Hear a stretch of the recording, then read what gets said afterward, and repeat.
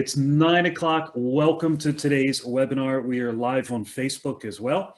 The subject of today is time to overhaul your time management.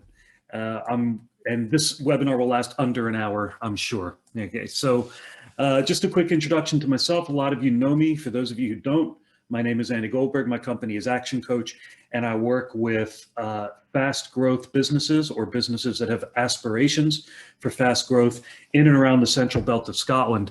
And if you want to find out more about me, just Google me, visit my website, Andrew Goldberg at actioncoach.com, and follow me on all the socials. Well, not all of the socials, but I'm on Twitter, LinkedIn, and Facebook.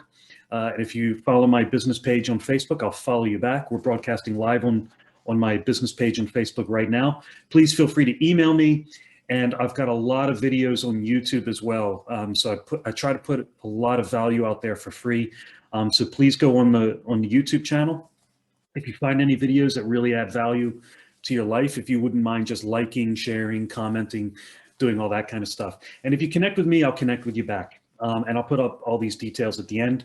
Also, please feel free to type any questions into the chat box or the Q&A box. Happy to answer those either in the middle of the webinar or at the end. But like I said, we'll finish before 10 o'clock for sure. All right, let's just get stuck into it. I think Jeffrey Gitomer, the great sales author, sales guru, said it best about time management. He said, time management is instinctive. You already know what to do. Your problem is you're not doing it. And we could end the webinar right here, just on this slide. Because for me, what this basically says is time management is about prioritization. We only have so many hours in the day. It's how we choose to use them. You're on this webinar not because you don't have your feet up on the desk with nothing to do. You're probably really, really busy, but you're trying to figure out, well, how should I be spending my time? Well, there's never going to be enough hours in the day to do everything that you want to do. There's never going to be enough time. What we need to do is prioritize and figure out what are the things we need to stop doing, and then what are the things we need to start doing to get better results in our business. That's what we're going to talk about today. So I think it's important, first of all, to just get an understanding of what are the different ways that we can actually spend our time. Now, this is an old principle I'm going to share with you today. I don't even know who you would attribute it to, but it's called the time target. And there's basically two characteristics of time that we could find ourselves in. And one is we can find ourselves doing things that are urgent or important. And I think it's really important to understand the distinction between those two words. Urgent means it needs to be done now. Urgent means it needs to be done now. And important means it needs to be done, but not necessarily now. Honestly, if you get just that from today's webinar, that's going to make a huge difference in how you prioritize your day. The difference between urgency and importance is what causes a lot of people confusion and gets them sucked into doing the wrong things. And I'm going to show you. So if those are the two distinct types of time, there's actually 4 different areas of time that we can find ourselves in. And the first is we can find ourselves doing things that are neither urgent nor important. In other words, doesn't need to be done now, doesn't need to be done at all. And we have a word for that. We call that distraction. These are activities that simply pull our attention away from doing things that are important. It's a complete waste of time. Scrolling through Facebook, surfing the internet, texting your pals, just things that are basically procrastination. So you don't have to get on and do the things that are tough. Second way we can spend our time are doing things that are urgent, but not important. And this is a tricky one. It needs to be done now, but in fact, it was a waste of time, okay? So an example might be the phone rings. So you're working and you got your head down, you're working hard at your desk, and the phone rings and you stop what you were doing, which was important, and you were focused to answer the phone. Because when does the phone need answered? The phone needs answered now because it's urgent. Yet when you take the call, you discover that the call itself was a waste of time. Somebody has pulled you out of your zone and wasted your time for a minute, 2 minutes, 5 minutes, whatever it is. There's no such thing as you got a minute, okay? It's never a minute. When you're pulled out of focus, it could take you 15 to 20 minutes to get back into focus. But we got a word for this one as well. We call it delusion. And we call it delusion because we've confused urgency with importance. In other words, we've deluded ourselves into thinking that this task is important because of its urgency, when in fact it was a waste of time. Third area we can spend our time are doing things that are both urgent and important. That means it needs to be done now and it needs to be done. So ask yourself, is that okay? Is it okay to be in that category? Well, it's stuff that needs to be done now, and it is stuff that needs to be done. So an example might be an employee's got a problem, or a customer has a problem, and it's a serious problem, and it needs to be dealt with. Of course, needs to be dealt with now. Okay, getting your paperwork into HMRC on time, paying your bills, these kinds of things. Of course they do. But we got a word for that as well, and we call that demand. So even though these are things that need to be done and they need to be done now, the challenge we face is that you don't actually have any control over your time. Demands tend to be priorities for other people. You need to do them, but they're priorities for other people. So we stop what we're doing to do the demand. The fourth area that we can spend our time by process of elimination is doing things that are important but not urgent, meaning it needs to be done, but it doesn't necessarily need to be done now. So let's just think of some examples of activities that would fall into this category. Marketing. So marketing your business, doing lead generation, advertising, all that kind of good stuff. Is that important for your business? If you want to grow, is that important? Of course it is. It's massively important. But do you need to do marketing right now, this minute, today? No, of course not. It's not urgent. It's never urgent. Is planning your business important? Strategizing, planning, meetings with your team, good communication to plan for the week. Is all of that important? Of course it is. But is it urgent? No, it's not. If you missed a day of planning, is that going to be an issue? No, it's not. You see, all of the activities that are going to grow your business and make it better are not urgent. And yet they're the things that are going to have the biggest impact on your business in the long term. And therein lies the challenge. The things that are going to make the biggest difference can wait. And they do wait because of all of the demands and illusions and other urgent things and distractions keep pulling us out of the non-urgent things that were going to make a difference. So we call that being in the zone. When we're working on important things that are not urgent, what we're doing is we're doing the highest value tasks in the business. We're growing the business. This is normally non-operational stuff. Whereas when you're in demand or delusion, it's operational stuff. So if you consider when we're in demand, what we're trying to do is we're trying to focus on what needs dealt with right now. So it's just to get us through this problem, get us through this day, get us through this moment. It's now, we fix it. Same when we're in delusion. The phone's ringing now, we need to deal with it. It ends up being a waste of time, but we need to deal with it now. Distraction is about now as well. It's about procrastination. It's about putting off what we're trying to do. It's immediate satisfaction, immediate gratification that gets us nowhere. Only the zone deals with the future. And what that means is being in the zone is an investment in your time. Marketing and planning and strategizing and training and communication with your team is all very important, but you don't necessarily get an immediate reward. That's the problem. Okay, so if you look at people, look at people, how they manage their own financials. So when you invest and save money for the future, you don't get to use that money now, right? The money doesn't benefit you now, and yet it's the most important thing in terms of financial health. But we don't do it because we'd rather just deal with the here and now. We got to pay these bills now. We got to book this holiday now. We're much more focused on the now. So what happens is when you don't spend time in the zone, nothing changes. When you don't spend time in the zone, nothing changes. So time management, really at its core, is about protecting some time each day or each week to be in that zone and do the things that aren't necessarily going to make a difference to you today, but are what's going to be an investment for you in the future, down the line. And that's what we're going to talk about today, is how to actually do that. And it starts off by doing a very simple time and movement study. So, if any of my clients are on the call today or anybody I've worked with in the past, you'll know that if there's anything we want to improve in our business, we first must measure it. Okay, so we've got to know what our starting point is. We've got to be aware of where we're at right now. And also, the good news is when you start to measure something, it tends to improve all by itself before you've even implemented a strategy. So the way you measure your time is simply by doing a time and movement study. This is one way to do it. There's different ways to do it, but this is the simplest and probably the best way to do it.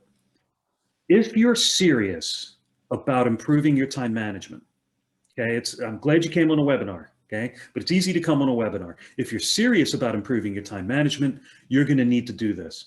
What you do is you create one of these sheets. In fact, if you email me, I'll send it to you, but it's just a simple chart, as you can see, okay? With the time increments, you can either do 15 minutes or half-hour increments. I wouldn't do hourly because you want to get as detailed as possible.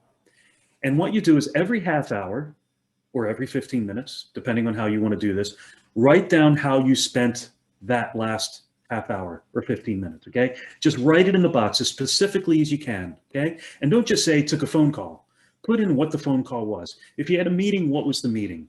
Whatever you're working on, every single minute of the day, and do it for 2 weeks. Okay, so write everything in there, even the distraction. You got to be honest. Okay, so this is a painful exercise. You got to be honest. When you took a break, when you suffered from distraction, when you spent 15 minutes watching YouTube videos, you got to put all that stuff in there. We want to know where your time is going. You don't need to share this with anybody. But what I would suggest is if you do this exercise well and you take it seriously, your time management is immediately going to improve because you're going to become more aware of it. When you start to do the next thing that you know you shouldn't be doing, you've got to write it down in the time and movement study. You're going to be thinking, actually, could I get somebody else to do this? Or could this be deferred to a later time? So that's step number one. Get that time and movement study, do it for 2 weeks, and be honest. Please don't procrastinate starting this study. Here's what I hear all the time from my clients when I get them to do a time and movement study. Next week is not going to be a normal week because I've got this big project or I've got this big tender or we're short-staffed. No excuses, just do the thing, okay? There's never a normal week, all right? We're in business, we run small businesses. There's no such thing as a normal week. Just start the damn study, okay? No excuses. All right, next thing. Now, this is a game changer for you, okay? So you've got to do this. Once you've done your time and movement study, create what we call the skill fund matrix. It's a very, very simple tool, massively, massively powerful, again, if you do it right. So create yourself a little matrix and on the, a little matrix, and then on the, I can't remember which is the x-axis and which is the y-axis. I was just doing charts with my son last night for his, for uni. But what you want to do is you want to draw along the skills axis a little arrow from low to high, and the same with fun. And what you're going to do is you're going to take everything you've done for the last 2 weeks, all the tasks that you do, all of the activities that you engage in, the emails that you read or write, the meetings that you take, the phone calls that you take, the employees, team members that you spend time with or that you let into your office. You're going to write all of that down into this matrix as specifically as you can, and you position them in the matrix based on how low or how high the skill level is of that activity, and also how low or how high the fun level is for you. In other words, how much do you enjoy the task? So again, you need to be honest, okay? So low skill stuff, in other words, you could pay somebody else to do it, right? If you could pay somebody 8 hours, £8 an hour, or lower skilled or semi-skilled stuff is going to go, and you don't enjoy doing it anyway, it's going to go in the lower left box. Stuff that's high skill, in other words, you would need to really train somebody or you're going to need to hire somebody at a fairly high salary in order to perform this task, or there's a complicated system behind it, that's going to be higher skill. And if you enjoy doing it, it's also going to be high fun. So it'll be in the top right. So hopefully you kind of get where I'm going with this. So plot it all in the matrix. And then very simply do this. Take one thing off of the matrix, starting with the lower left corner. Okay, so low skill, low fun. Take one thing off of that matrix and stop doing it forever. How do we do that? Well, delegate it to somebody else, outsource it, automate it, systemize it, or eliminate it. Put a system in place in your business so that you never have to perform that function again. Because the truth is, we're going to get into more detail in a minute. The truth is, you're just wasting money and wasting time doing that function. If you're the business owner in particular, remember this rule. Write this down. The business owner should only do what only the business owner can do. The business owner should only do what only the business owner can do. Everything else should get delegated to somebody else because everybody else should be on a lower hourly rate. I'm going to show you that in a second. Once you've delegated that low skill, low fun task, pick another one off the matrix, another one off the lower left. Okay, so once you've gotten rid of all of the lower value, low fun tasks, where do you go from there? Well, I would suggest you move up the way and pick another low skill task that maybe you secretly enjoy doing. So low skill, high fun. You like doing it, but you know deep down somebody else should be doing it, right? That's the distraction. You've kidded yourself into thinking, oh, I should really do this because nobody else can do it like me. But really, you just enjoy it or you're addicted to it. Business owners in particular, we suffer from addiction. We get addicted to tasks that somebody else can and should be doing and get rid of them.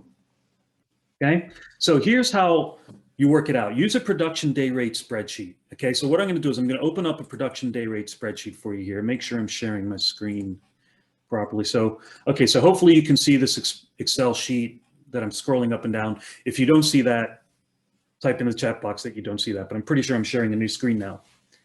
Now, the way this works is you need to figure out what a person's functions are that they perform in a business and what that function is worth per hour. In other words, the hourly rate. So I've given you an example up here in blue. And what this is showing is I just made up a function called operations. Okay, so let's say you've got a person in the business, they perform operational tasks day in and day out, and they are worth 15 pounds an hour. Okay, so if they're 15 pounds an hour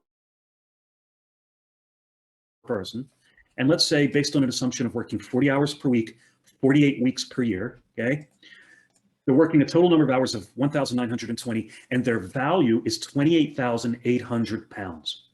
Okay, that's what they're getting paid because they're getting paid 15 pounds an hour for 40 hours per week for 48 hours for 48 weeks per year.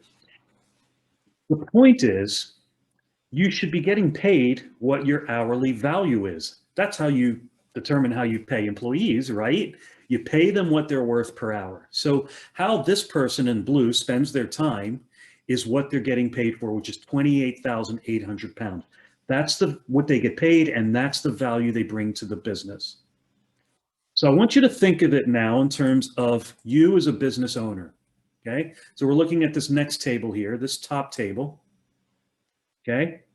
Now what I've done is I've just listed out generic function names. You need to put the specifics in there for your business, okay? But I've broken down the functions that a business owner might perform in a small business, small to medium business. So maybe they do some admin, they do a lot of firefighting probably, they do some operations as well because they're not just the business owner, but they run the business, they manage the business, they are the technicians, they're the Superman, they're always jumping in and fixing problems or helping employees or helping customers. So they do operations. Business owner also does sales and marketing, they do leadership functions, they train their team and they plan and strategize for the business, hopefully. What I've done is I've just put some sample numbers in here based on my experience with business owners is that they're very much top heavy in terms of the operational stuff. Business owners spend a lot of time doing admin, firefighting, and operations.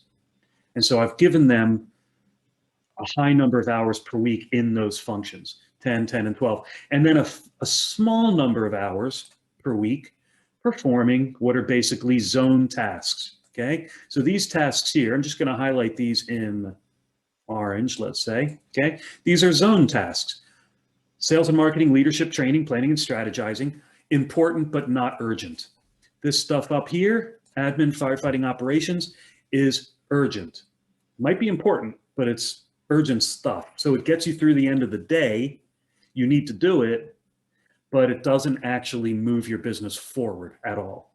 Okay. So these tasks up here have an hourly rate of whatever they are for your business, 10 pounds an hour, 15 pounds an hour. Typically, most jobs, employed jobs, are at an hourly rate of 17 pounds per hour max. Okay. The average job, it's not going to go higher than 17 pounds an hour. So I've just given these 10 pounds an hour for admin, 15 pounds an hour for fighting operations. You need to work out the hourly rate for the different functions in your business. I've given a high hourly rate for the zone tasks. Now, 100 pounds an hour might sound high, but I want you to consider when you're working on those functions, you're growing the revenue and profit of the business. So if you have £1 million business and you grow the business by 30%, you've made the company an extra £300,000. If you do that a couple years running, you're making a lot of money for the company. When you're down here, you're making a lot more money for the business. Okay, so you want to, the more time you spend in the zone, the more money you make. How we spend our time is ultimately reflected in our results. Your results are nothing more than a reflection of how you spend your time. This is just putting a financial figure on it. So this business owner here that I've made up, based on the time they spend, is worth 59,000 pounds. Now, when I do this exercise with business owners, here's the interesting thing. When they do this exercise well, they often discover that the number that they come up with here for their annual value is very close to what they actually took home, what they actually paid themselves out of the business. Really, really interesting. Okay. So what I would say to you is work out what your current annual value is based on your current hourly rates on how much time you spend on each of these functions. Now consider this. I'm going to scroll down. What I've done is I've copied that table, just copied and pasted it again. So this is the same table. And what I've done is I've put a target in here. So what I do, I help business owners make more money for less work. If you wanted to summarize what a good business coach does, that's what I do, is I help business owners make more money for less work. And here's how we do it. If your results are nothing more than a reflection of how you spend your time, let's look at how we spend our time and what the impact would be. So set yourself a goal, set yourself a target. So this business owner who is currently at 59,000 a year value, they want to take home 100,000.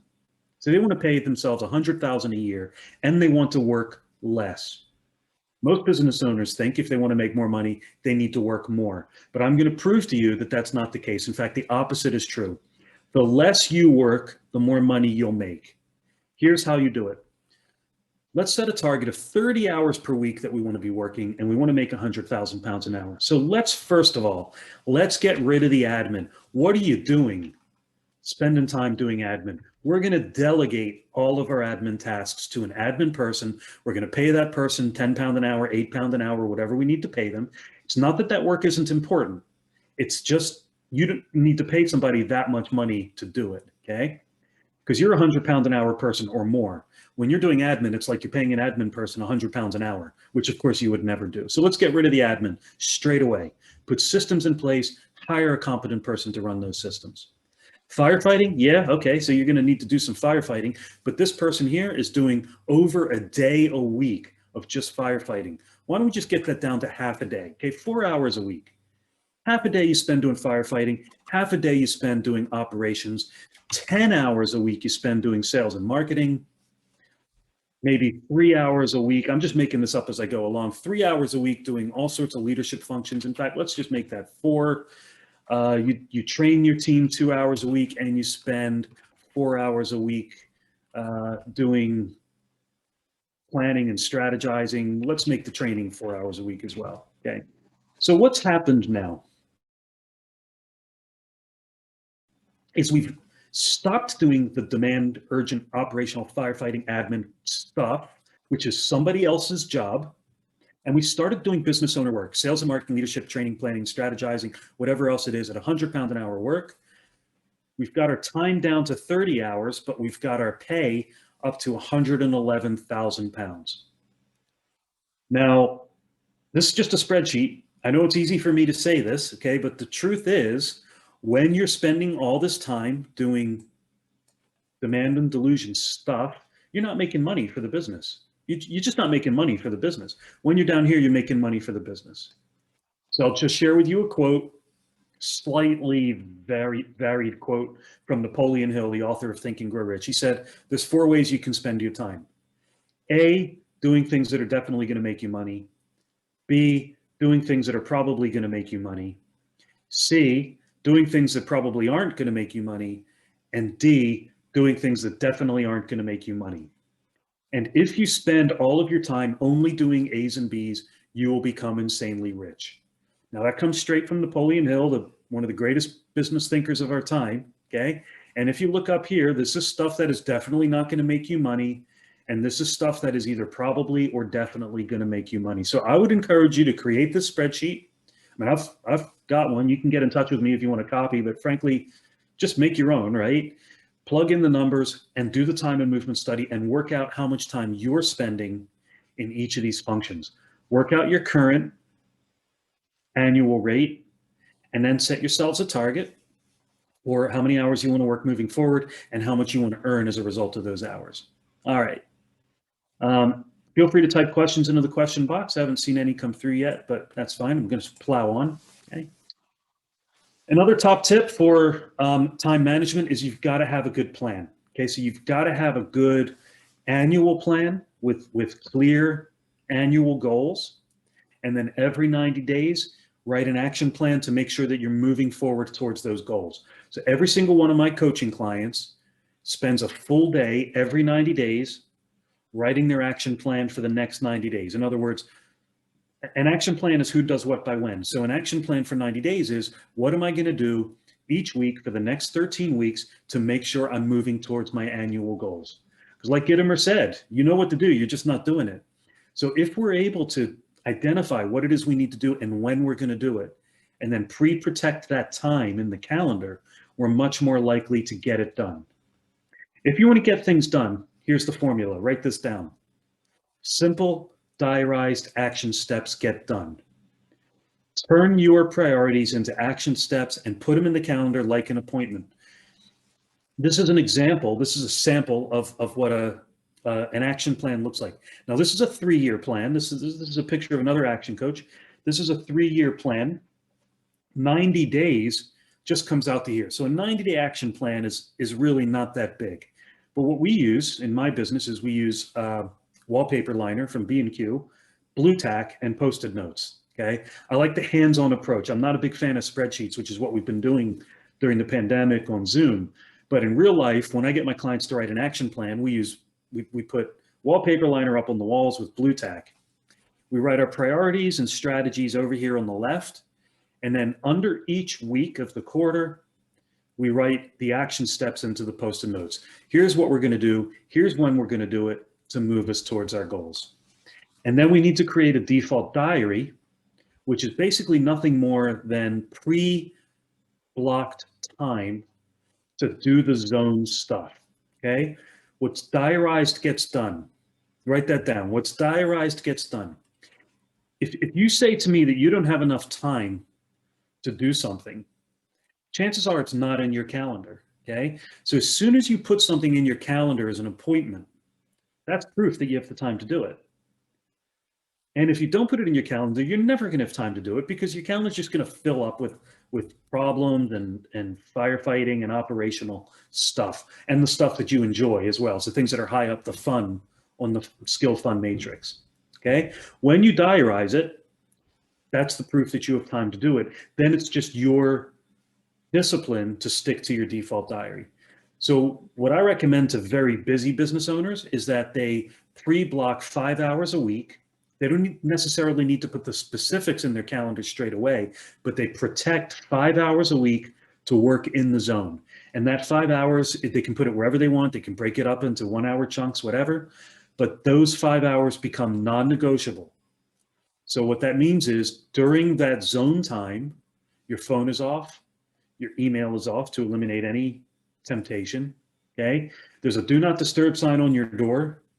Nobody's allowed to interrupt you, and you get your head down and you get your thing done.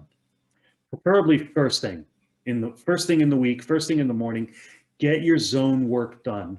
And if you did that 5 hours a week, every week for a year, you would achieve amazing things. And it still leaves you the rest of the week to do all of the operational stuff and lower value tasks that you shouldn't be doing anyway. Okay.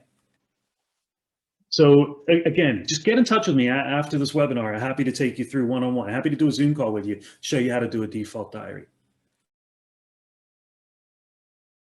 Daily, weekly planning as well. All right. If you would like to become 30% or more productive, and if you want to get your team 30% more productive, here's how you do it. It's probably the simplest productivity strategy. Productivity meaning getting more done in the same time. Okay. That's what I mean by improving your productivity, getting more done in the same time. Here's how you do it. Here's the strategy. Okay. So you're going to want to write this one down. At the end of every day, before you go home, spend 15 minutes writing out your action plan for the next day. What are your priorities? When are you going to do them? You write it out, handwritten.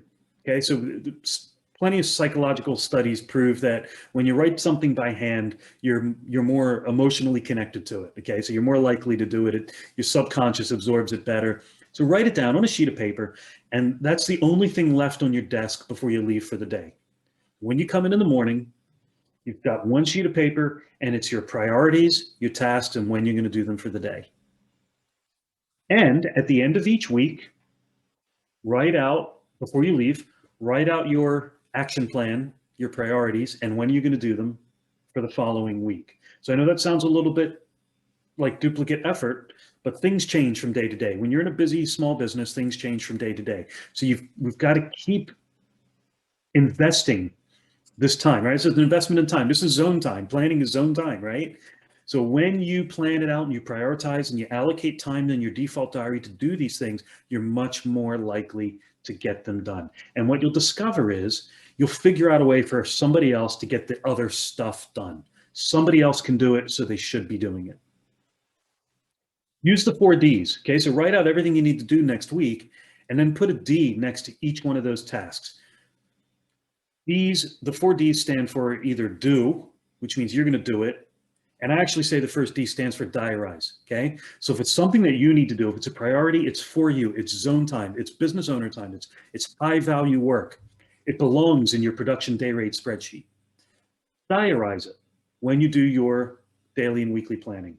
Allocate a time, take your to-do list and turn it into an appointment list.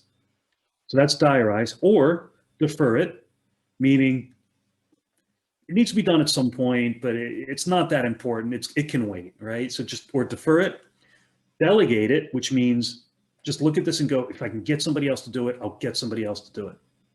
Or ditch it, meaning it's just not important, get rid of it. It's not moving you towards your goals. So those are the 4 Ds: diarize, defer, delegate, or ditch. And the diarize and do's for you, they should really only fall under 3 priorities, right? So if you've got more than 3 priorities, you've got no priorities. So when you set your goals for the 90 days, each week, you should really only be diarizing those functions that are going to move you towards those 90-day goals. Hey, I brought 3 bonus tips, just making sure we're on time here. We got plenty of time. 3 bonus time tips for you. Okay, so the first one is be decisive. Make quick decisions. Okay, don't make rash decisions or uninformed decisions, but make decisions quickly and move on. There was a study done in America, I don't know, maybe 20, 30 years ago, of 1,000 successful business people, entrepreneurs, what have you. And what they were doing was they were analyzing what are the most common qualities and characteristics and traits of highly successful people. And they came up with a long list. Number one on the list, most common trait of successful people was the ability to make a decision quickly. Okay, so make a decision and move on. When we take too long, it just slows down all of our productivity and we end up not getting so much done. Okay, so be decisive. Second is get exercise. Okay, sorry about the picture, but get plenty of exercise. Make time. You will have seen that was an old copy of my default diary from years ago. You'll have seen I block off time to go to the gym and do my exercise, because if I didn't diarize the exercise, it wouldn't get done, because I'm always going to find something urgent as an excuse to procrastinate doing the exercise. I read a lot. I read a lot of books, but I wouldn't read if I didn't diarize the reading time in my calendar. So, because I could always find something else that I can and should be doing. But when I diarize the reading, I diarize half an hour a day, first thing in the morning. I get through quite a lot of books by reading a half an hour a day, about 2 per month. Okay, so diarize it. So diarize your exercise. But the reason I put this in here as a top tip is you don't see too many people that are healthy and fit and active that are stressing about their time management. I don't know what it is, okay? But people who find the time to stay fit and healthy and exercise seem to find the time in their business to do the things that are important and to do the things that matter. My third top tip is eat the frog. So this is a reference to one of the best time management books you'll ever read by Brian Tracy. It's called Eat That Frog. You can read it in a few hours. But what Brian basically says is, he says, imagine if you had to start your day by eating a live frog, which is pretty gross, pretty unpleasant, right? It's a pretty unpleasant concept. Think about having to eat a live frog. If you had to start your day eating a live frog, nothing as bad is going to happen to you for the rest of the day. And the challenge we often face with our time management, in particular with procrastination, is that the thing that's going to make the biggest difference in our business is also the thing that we really don't want to do. It's the thing that's most uncomfortable, the thing that's most unpleasant, the thing that's most painful, the thing that's hardest, the thing that we're going to have to go and learn how to do, that we're worried we're going to fail at. Those are the things that are also going to make the biggest difference. So if we get them done first and get it out of the way, it gives us lift. It gives us energy. We feel better knowing that we got that thing done first. We ate that frog first. Hopefully that makes sense, okay? If you hate marketing, but you got to do it first, because otherwise you'll always find a way to put it off. When you don't eat the frog basically sits on your shoulder, right? All day long, it sits on your shoulder. And throughout the day, that frog gets heavier and smellier and louder, and it weights you down. It drains your energy, knowing that that frog is still there waiting to get eaten. It's getting worse and worse and worse. So when you don't eat the frog first, it actually impacts your productivity and your energy levels for the rest of the day. So I certainly recommend you read the book. But in the meantime, when you do your daily and weekly planning, just identify what's your frog. What's the big thing? If you only get one thing done tomorrow, make it your frog. All right, cool. All right, some recommended reading. I've just mentioned Eat That Frog by Brian Tracy. That's a must read. The 1 Minute Manager Meets the Monkey by Kenneth Blanchard. Now, any of the 1 Minute Manager books in the series are just absolute mandatory reading for anybody that manages people. My favorite one is the 1 Minute Manager Meets the Monkey, because it basically teaches you how to bounce your team's problems back onto them. Whenever an employee puts their head into your office and says, hey, you got a minute, boss? What they're basically saying is, I've got a problem. I want you to now deal with my problem. And what the 1 Minute Manager Meets the Monkey teaches you is how to get your team to solve their own problems so that they learn to stop bothering you with their jobs so that you can get on doing your high value business owner jobs. The Compound Effect by Darren Hardy teaches consistent, small improvements over time are what's going to give you outstanding results. Okay, so great professional development, personal development book. And The Miracle Morning by Hal Elrod, great book. He's also, I think he's pretty much done almost the entire book on YouTube. So I think you can actually watch The Miracle Morning on YouTube. Maybe it's 45 minutes or an hour, but it's a great book. And basically it teaches you how to start your day by getting up an hour earlier, teaches you how to get up an hour earlier, right? Without sacrificing sleep, which is very important.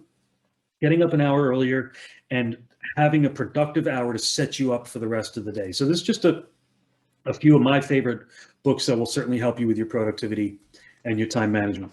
All right, what I want you to do, for those of you who've been my webinars before, you'll know you're not finished yet. I want to know your top takeaways from today. So if you wouldn't mind starting to type into the chat box what your number one top takeaway was from this session. A takeaway meaning best thing you learned from today, the thing that you're going to start to implement right away, or how this has helped you in your business. I'll read out the top takeaways. I'm not going to use your names, but I'll read out your top takeaways in a minute. While you're typing those in, I can see them already starting to come in. Thank you. Just to let you know what's coming up. My 90-day planning workshops are open to the general public, okay? So it's not just for my clients. You can come. There's a small investment to come, but it's 100% guaranteed, so it's worth it. The next one, fingers crossed, is going to be at the Sea Mill Hydro Hotel in Sea Mill. Hopefully we're back to venues. We've been doing 90-day planning on Zoom during the pandemic, but hopefully we'll be back at the Sea Mill Hydro Hotel. Beautiful venue in the summertime on the seaside. We provide breakfast and lunch. I'm even picking up dinner for the people who want to stay for dinner. So hopefully we'll be there in June. Just go to my website and book in for that. And then the dates for my subsequent 90-day plannings, which are usually held at the Strathclyde Hilton in Bells Hill, those are the dates. But the next one coming up on 16th of June to write your action plan for the third quarter of the year. And I do monthly workshops as well. So my next workshop is Financials Made Simple, Learning the Financials in Your Business. That'll be on Zoom, and that's Tuesday, the 13th of April at 3 p.m. So if you want to come, again, there's a small investment to come, but it's a nominal figure. And anyway, I guarantee all of my workshops. If you didn't get value from it, I'll give you your money back. If you got value from today, you'll get value from these workshops. But this is just to let you know what's coming up. Obviously, I'll continue to do the webinars as well. And this webinar has been recorded and it will go up on my YouTube channel. Hopefully I did record it correctly. Again, here are my contact details if you want to follow me, and I'll follow you back. All right, top takeaways: default diary, set time for zone tasks, simple diarized action steps get done. The spreadsheet for the timings, I think, is that the time and movement study maybe, or the default diary, but yeah, definitely. Love a spreadsheet, guys. Definitely a good spreadsheet. Set out my to-do at the end of the day for the next day. Yes, definitely eat that frog. Diarize. What's diarized gets done. Oh, okay, so a couple of people said what's diarized gets done. Exercise. Very good. I didn't expect to see that one come up as a top takeaway. Fantastic. Look, guys, thanks very much for coming on the webinar today. Sorry, there's still top takeaways coming in. But we'll wind up a bit early. Last thing, here's an offer. Look, if you want more help, I'm offering help, no obligation, no charge. Happy to do a coaching session with you one-on-one on Zoom, help you any way that I can. Again, there's no obligation. I allocate 5 hours a week doing complimentary coaching sessions. Just get on my website. You can book through Calendly.com or just go on Calendly.com/Andrew Goldberg Action Coach. Book a time with me, get it in the calendar. Happy to take you through any of this stuff in more detail, or just email me and I'll send you what you need. Thanks again for coming on the call today. We'll see you all again at the next webinar. Have a great day. Bye-bye.